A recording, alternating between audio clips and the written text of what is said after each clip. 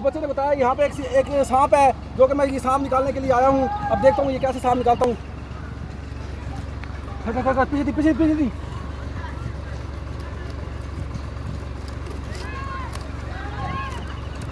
बड़ा सारा सांप है, बड़ा सारा है।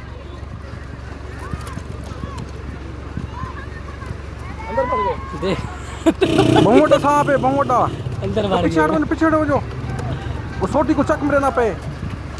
बड़ा सारा है, शीशनाग है, शीशनाग। इना कौन लग दे मेरे को दे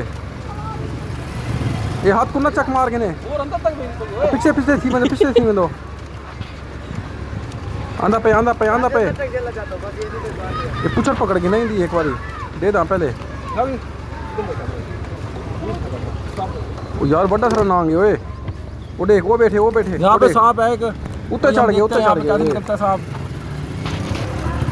अंदर बैठा है वो देखो, अंदर बैठा है ये। वो देखो इसके अंदर में मार रहा हूँ, लिपटा बैठा है। सांप की बिल है, ये कुछ नजर नहीं आ रहा मुझे भी।